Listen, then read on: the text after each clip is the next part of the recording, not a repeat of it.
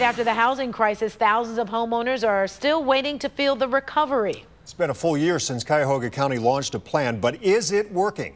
5 on Your Side investigator Joe Paganakis has been digging for answers. And Joe, some people say this plan really hasn't done much.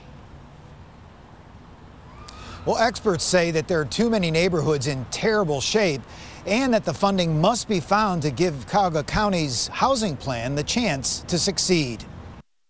Somebody is not doing their job. Anita Gardner and her group Concerned Citizens Community Council say emergency housing help is needed as soon as possible. The group has documented thousands of East Side Cleveland homes and homeowners still devastated by the 2008 housing crash. So she's wondering when Cuyahoga County's 2017 housing plan will finally have a major impact when it comes to home improvement dollars for low-income families in hard-hit areas like her Mount Pleasant neighborhood. We have houses that are falling down. We have houses that are wide open. We have had houses that the water is running. The classic problem is always, how do you fund it? Former Cuyahoga County Treasurer Jim Rokaka says the county plan will only work if key dollars can be found. So we have to find a way to be creative in how we bring dollars to the process so we can help everybody. We did introduce a housing fund into the budget. It didn't actually make it through. Cuyahoga County Deputy Housing and Community Development Director Ken Surratt has the tough task of finding the funds and says banks need to be more open in providing home improvement loans to these neighborhoods. I think banks, are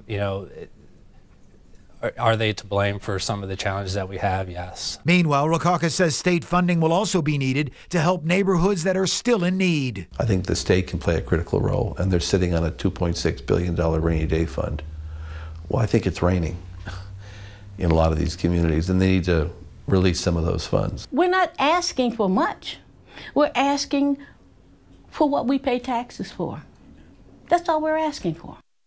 And Deputy Director Surratt says things are going well when it comes to demolitions in the county and that he plans on reintroducing the housing fund during the next budget talks.